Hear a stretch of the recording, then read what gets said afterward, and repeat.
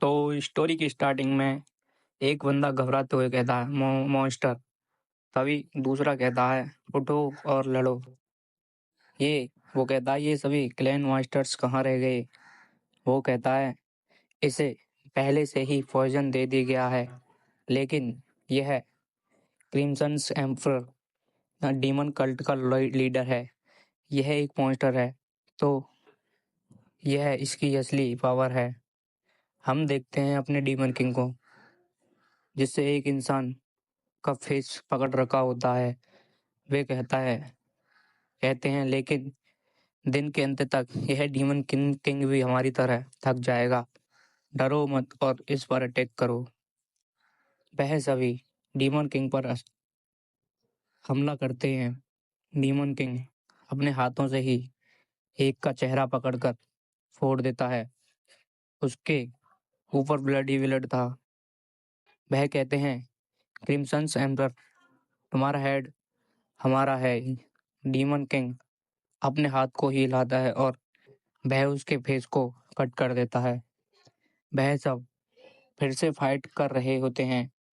Demon emperor से लड़ रहा होता है। एक इंसान उसे देखकर छिप रहा होता है, लेकिन तभी डीमन एम्पर उसका सिर उड़ा देता है। थोड़ी देर बाद क्रिम्सन्स एम्पर ने सबको खत्म कर दिया होता है। वह देखता है ऊपर पहाड़ की चोटी पर कुछ लोगों को, और वह कहता है क्रिम्सन्स एम्पर, हम बिना फाइट के तो तुम्हें नहीं जाने देंगे, और आज तुम्हारा नाम हम हिस्ट्री से मिटा देंगे। तभी क्रिम्सन एम्पर कहता है चियोंगमा। तभी हमें फाइट का सीन दिखाया जाता है, जहां वह चियोंगमा एम्पर के ऊपर अटैक करता है, लेकिन एम्पर वहां से टस से मस हिलता भी नहीं है। चियोंगमा की शॉट उसकी आइज के पास होती हैं। तभी एम्पर अपनी एक mnemonic heavenly arts wave of the absolute distraction को यूज करता है, जिससे वह सभी पीछे हो जाते हैं और कुछ मर जाते हैं। लेकिन इतनी ही देर में चियोंगमा ने एम्परर के ऊपर 4 अलग-अलग जगह पर अपनी स्वॉर्ड मार दी होती है। पहली होती है उसमें एबिस फ्लेम स्पेयर, जो कि गुमा क्लैन का होता है। दूसरा होता है पीसमेकर स्वॉर्ड, और तीसरा होता है लास्ट माउंटेन एम्परर की स्वॉर्ड होती है। ये सभी वेपन वर्ल्ड को बैलेंस करने के लिए बनाए गए थे।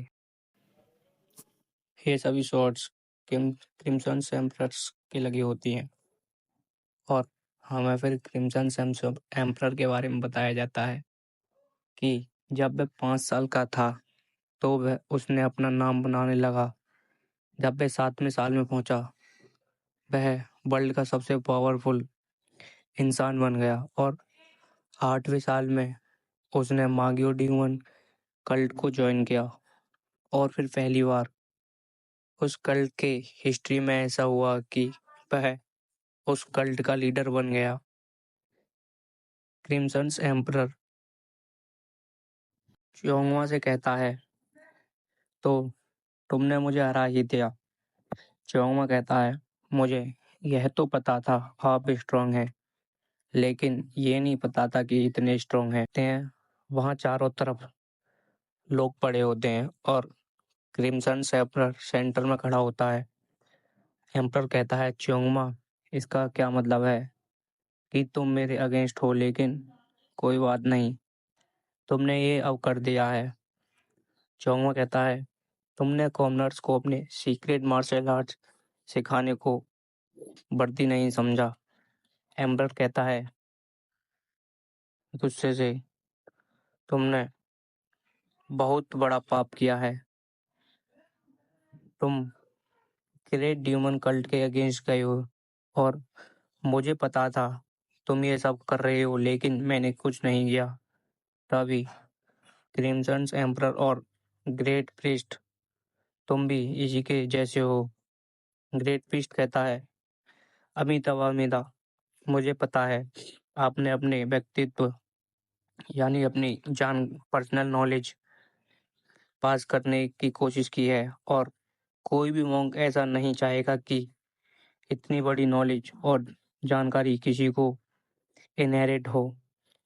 हालांकि यह वर्ल्ड बुरे लोगों से भरा हुआ है और आपकी टेक्निक सबको पास की जानी चाहिए। तो वे मॉन्स्टर, इसमें कोई शक नहीं है कि भाई इन पावर्स का गलत इस्तेमाल नहीं करेंगे और हम ये रिस्क नहीं ले सकते। सिम्सन एम्बरर कहता है क्रिस्ट प्रीट से, तुम नोबल इंटेंशन वाले और बेकार इंजाम मेरे अगेंस्ट लगा रहे हो और तुम अब यहाँ अपने अथॉरिटी के लिए आए हो बस। चोंगमा कहता है इससे कोई फर्क नहीं पड़ता हम यहाँ क्यों हैं। स्टार्टिंग में तुम एक मिस्ट्री थे और अब तुमने अपनी मौत खुद बुलाई है और तुम भी डेथ से डरते हो। सिम्सन एम्बरर हंसते हुए कहता है मैं डेथ से डरता हूँ। इतना कहकर वह अपनी एनर्जी रिलीज करता है और चोंगमा की गर्दन पकड़ लेता है। तुम देखना चाहोगे डेथ के बाद क्या होता है? पीछे से एक लड़की कहती है स्टॉप। ग्रेट प्रीस्ट कहता है तुम कितने पाप करोगे? क्रिम्सन एम्बरर कहता है तुम जानते थे इसका मतलब, यहाँ तुम मुझे रोक नहीं सकते। एम्बरर अब कहता है अपनी चेस्ट से स्वॉर्ड को निकालते हुए कहता है मैंने तुम्हें यह स्वॉर्ड दी थी चोंगमा, तो अब तुम्हें इसे रिटर्न करने की बारी आ गई है। चोंगमा के सीने में एम्परर अपनी स्वॉर्ड उतार देता है। उसकी गर्दन पकड़कर क्रिम्सन एम्परर कहता है तुम्हें अच्छे से पता था तुम मुझ पर तुम्हें मुझ पर हाथ डालने से क्या होगा। ये कभी नहीं माफ कर सकता मैं। और इसी के साथ चोंगमा खून फेंकते फेंकते दुनिया को अलविदा कह देता है। क्रिम्सन एम्परर उसी के पास बैठा होता है, शायद उसे चोंगमा को खोने का दुख हो। तभी वह उठता है और अपने हैंड्स की तरफ देखता है जिस पर ब्लड होता है और कहता है शायद यही मेरा लास्ट टाइम है। तभी उसे एक कोक की बोतल दिखती है। वह कहता है यह मुझे लगता है यही डेथ स्टोर है, मुझे यह याद रहेगा। और कहता है मेरे पास फिर से लाइफ स्टार्ट करने का कोई मौका होता, नेक्स्ट पहचान के साथ नॉर्मल लोगों की तरह मैं कभी जी पाता। तभी उसके कान में कोई कहता है क्या तुम मुझे सुन रहे हो? वह सोचता है क्या मैं सपना देख रहा था, लेकिन मेरा थ्रोन इतना डिस्कम्फर्टेबल कैसे है। तभी वह अपनी आईज ओपन करता है। नर्स कहती है सर आप जाग गए। वह उठते हुए कहता है यह क्या है? नर्स कहता है सर उठो मत। वह वह नर्स कहती है मैं डॉक्टर को बुलाती हूँ, आपके जख्म खुल गए हैं। वह देखता है अपने आप को, क्या मैं जिंदा हूँ? तो मैं वापस आ गया। हमें हॉस्पिटल का सीन दिखाया जाता है जहाँ डॉक्टर ने उसकी पट्टी कर दी होती है। डॉक्टर कहता है ऐसा कैसे हो सकता है? तभी एक लेडी कहती है डॉक्टर क्या जिनों के साथ कुछ गलत हुआ है? अपने डीमन का नाम जिनो होता है। डॉक्टर कहता है नहीं, उसके साथ कुछ गलत नहीं है, लेकिन इसके घाव बहुत ही जल्दी हील हो रहे हैं इसके, ताकि एक जगह से खुल गए थे लेकिन वह अब ठीक हैं। जिनो सोचता है यह शायद मेरी ची की वजह से हुआ है और इसका मतलब यह है कि मैं जल्दी डिस्चार्ज हो जाऊंगा। अब यह ठीक है, इसे अपने इंटरनल ऑर्गन्स हील करने में थोड़ा टाइम लगेगा। उसकी मदर कहती है थैंक्स गॉड। जिनो का डैड अब अपने काम पर चले जाते हैं। हम रात वह कहते हैं हम रात में आते हैं। जिनो कहता है ठीक है। वह कहती है देखो इसने फिर से मुझे मदर कहा। डॉक्टर घबराते हुए कहते हैं शायद इसने अपनी मेमोरी को खो दिया है। वह कहती हैं जस्ट कॉल मी मॉम जिनो और बाय करके वहाँ से चले जाते हैं। वह सोचता है मेरी यह तीसरी लाइफ है। अब मैं क्रिम्सन्स एम्परर नहीं रहा, बस एक ऑर्डिनरी लड़का हूँ, जिनो कैंग।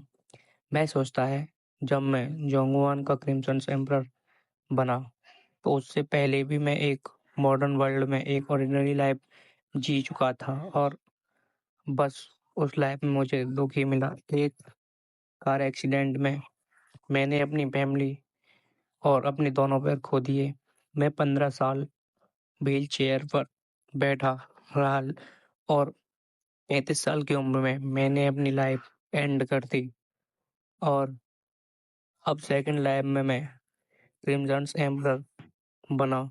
मेरी सेकंड लाइफ भी इतनी अच्छी नहीं रही, लेकिन मैंने अपनी सेकंड लाइफ एक शान से जी, एक क्रिम्सन्स एम्परर के रूप में। लेकिन फिर भी एक बार मेरी डेथ हो गई और थर्ड टाइम में भी वह जिंदा हो गया और अपनी पहली लाइफ में वापस आ गया। तीसरी लाइफ और इसकी पहली लाइफ वो सेम ही है। पहली लाइफ में मर गया था, फिर सेकंड में, अब ये तीस सेकंड बार में मर के फिर अपनी पहली लाइफ में ही फिर से रिटर्न आया है और मैं उस टाइम वापस आया हूँ जहाँ वह कार एक्सीडेंट हुआ था। अभी टाइम है उस घटना को होने में। हाई स्कूल में जब मैं सीनियर था वह एक्सीडेंट तब हुआ था और मुझे उसे रोकना होगा। वह कहता है मैंने अपनी दोनों लाइफ में अपनी 40 की एज पार नहीं की। सारी लाइफ को जोड़ दिया जाए तो भी यह इनफ नहीं होगा कि मैं बहुत जी चुका हूँ, लेकिन यह लाइफ अलग है। अब मेरे पास मेरी दोनों पिछली लाइफ की मेमोरी और मेरा एक्सपीरियंस और मेरी मार्शल पावर है, क्रिम्सन्स एम्परर। और अब मुझे यहाँ एक ऑर्डिनरी लाइफ जीनी है। जोंगयान की शुरुआत में मुझे एक चीज़ बहुत परेशान करती थी और धीरे धीरे मैं उसे भूल गया और अब वह मेरी आइज़ के सामने फिर से है। तो यह मुझे याद है, मुझे यकीन है यह कोक है। वह कोक के बारे में बात कर रहा होता है और मुझे यह पता है इसे कैसे इससे निकालना है। इस डॉलर को इस मशीन के अंदर डालना है उसकी और कोक बाहर निकल आएगा। उसे उसका डॉलर नी लेकिन उसका डॉलर मशीन से नीचे गिर गया होता है। वह कहता है यह ऐसे नहीं हो रहा, क्या बेकार है। तभी उसके पीछे से एक बच्चा कहता है मुझे पता है कि तुम ट्राई कर चुके हो, और वह कहता है आप हटो और मैं निकालता हूँ। सीन शिफ्ट होता है, हम देखते हैं हॉस्पिटल के बाहर वह दोनों बैठे होते हैं। एक बच्चा कहता है तुम इसे घूर क्यों रहे हो, पी क्यों नहीं लेते, यह तुम्हें मार नहीं देगी। शायद वह बच्चे ने उसे कोक दिलाया है जिन्होंने जो नहीं निकाल पाया था। वो कहता है मैं अपने नाम और सम्मान की कसम खाता हूँ, तुम्हारे इस एहसान का बदला मैं जरूर चुकाऊंगा। बच्चा कहता है रिलैक्स, बस तुम इसे $1 का था और पी जाओ। वह उसको ओपन करता है, उसे पीने लगता है और जिससे वह कोक पीता है उसे इतना अच्छा लगता है जैसे कि वॉर्म पटाखे जल रहे हों। वह अपना फेस अजीब तरह करता है। वह बच्चा उसे देखकर जोर जोर से हंसने लगता है। वह शर्मा रहा होता है। वह बच्चा कहता है ओपा आप यहाँ क्यों हो। जिनो कहता है मैं एक ट्रक एक्सीडेंट से यहाँ हूँ। वह बच्चा कहता है क्या आप स्कूल बचने के लिए यहाँ हूँ। जिनो कहता है नहीं, ऐसा नहीं है। तभी वह जिनो कहता है लेकिन बच्चे तुम यहाँ क्यों हो। वह कहता है मैं जब मेरा जन्म हुआ था तो डॉक्टर ने कहा था मेरा हार्ट बहुत कमज़ोर है, लेकिन मुझे कभी कभी बहुत पेन होता है। तो जिन्नू कहता है तुम इस वजह से स्कूल नहीं जा पाते। नहीं, मैं ठीक हूँ वैसे तो, और जब मैं स्कूल जाता था तो वहाँ मुझे बच्चे बुली करते थे। डॉक्टर कहते हैं तुम्हारा दिल अभी छोटा है, सर्जरी बहुत इम्पॉसिबल है। बस मुझे अपनी वह बच्चा कहता है बस मुझे अपनी मॉम डैड की चिंता है। उसे शायद मैं यहाँ हॉस्पिटल से अभी कभी निकल ही नहीं पाऊँ। जिनो कहता है यह बच्चा अपनी एज से काफ़ी मैच्योर है। तभी जिनू उसके अंदर स्कैन करता है और कहता है इसकी ची एक जगह पर रुक रही है और बाकी बॉडी को के पार्ट्स को डैमेज कर रही है। हालांकि ऐसा नहीं है कि इसे ठीक नहीं किया जा सकता, बस एक क्लॉक खोजने की ज़रूरत है, फिर एक स्ट्रॉन्ग ची निकलेगी। यह इम्पॉसिबल काम नहीं है। तभी उसे कोई आवाज़ देता है। जियोन उस बच्चे का नाम होता है। वह लेडी कहती है इशारा करते हुए आ जाओ। वह कहता है ठीक है मम। वह जियोन की मोम होती है। जियोन कहता है ठीक है जियो, जिनो बाद में मिलते हैं। जिनो कहता है अगर तुम फुल रिकवरी कर लेते हो तो तुम क्या करोगे? जियोन कहता है मैं स्कूल जाऊंगा, अपने फ्रेंड्स के साथ बाहर हैंग आउट करूंगा। जिनो कहता है उसे देखते हुए यह एक ऑर्डिनरी लाइफ। वह उस कोक की बोतल को देखते हुए कहता है मैं कसम खाता हूँ तुम्हारा कर्जा मैं जल्दी उतार दूंगा। वह सोचता है जब मैं 18 का था तो मैं कौन सी ग्रेड में था। तभी वहां एक ब्लैक हुडी मैन आता है। जिनू उसे देखता है, उसके पैर पर घाव होता है और उसके पैर से ब्लड निकल रहा होता है। वह कहता है इसकी आइस मुझे नॉर्मल नहीं लग रही। नेक्स्ट सीन हम डॉक्टर उसी ब्लैक हुडी वाले मैन को देखते हैं, जहाँ डॉक्टर कहता है सर नेक्स्ट टाइम अगर आपको कोई चोट लगे तो आप एम्बुलेंस को कॉल कर लेना। वह मैन कहता है सर डॉक्टर क्या यह गंभीर है? कहता है वह मैन कहता है कंस्ट्रक्शन प्लेस पे मैं वर्क करता हूँ, वहाँ यह चोट लगी थी। तुम डॉक्टर कहता है तुम बहुत लकी हो जो तुम्हारी बोन्स को डैमेज नहीं पहुंचा। तुम स्ट्रांग हो और यंग हो तो तुम कंस्ट्रक्शन पर काम क्यों कर रहे हो? वह मैन कहता है सर मुझे वहाँ काम करना पसंद है। डॉक्टर कहता है ठीक है तुम रेस्ट कर लो और मैं पर्दे क्लोज कर देता हूँ। वह मैन कुछ सोच रहा होता है सर्जरी टूल्स को देखते हुए। तभी वह डॉक्टर नर्स किम से कहता है एक नया मरीज आया है और शायद से मैं बहुत थका हूँ और मुझे देखभाल की काफ़ी ज़रूरत है। वह डॉक्टर नर्स से गप्पे लड़ा रहा होता है। तभी वहाँ 3 लोग आते हैं। वह कहते हैं एक्सक्यूज मी डॉक्टर। वह डॉक्टर कहता है यस। वह कहते हैं मैं डिटेक्टिव जोंगली हूँ, हमें अपनी इन्वेस्टिगेशन में तुम्हारी मदद चाहिए। डॉक्टर कहता है सर मैं आपकी कैसे हेल्प कर सकता हूँ? डिटेक्टिव कहता है हमने अपने और पास के सारे हॉस्पिटल्स देख लिए, लेकिन हमें एक ऐसे इंसान की तलाश है जिसके पैर पर एक गन शॉट का निशान हो। और क्या आपके हॉस्पिटल में कोई ऐसा इंसान है? डॉक्टर सोचता है और कहता है गन शॉट। फिर कहता है क्या ये वही तो नहीं? वह जल्दी से रूम में जाते हैं लेकिन वहाँ कोई नहीं होता। हम देखते हैं जीवन को जो कि बोर हो रहा होता है। उसके पास वहाँ कोई नहीं होता। वह कहता है शायद मुझे उन ओपा को देखना चाहिए। तभी वहाँ वह मैन आता और कहता है हे बच्चे। जिन्नू कहता है यस। डिटेक्टिव कहता है रुक जाओ नहीं तो फिर तुम किसी चीज के लिए हमें ब्लेम नहीं करना। तभी वह मैन अपनी पॉकेट से सर्जरी नाइफ को निकालता है। डिटेक्टिव कहता है बच्चे से दूर रहो। वह मैन जिन्नू की गर्दन पर नाइफ रख लेता है और इसी के साथ हमारा ये सेकंड एपिसोड खत्म होता है। तो भाई लोग मेरे पास में माइक नहीं है इसलिए आवाज़ की दिक्कत हो रही है। आप अपने भाई को सपोर्ट करिए और चैनल को सब्सक्राइब भी कर लिए। मैं इसका एपिसोड जल्दी डाल दूंगा दूसरा।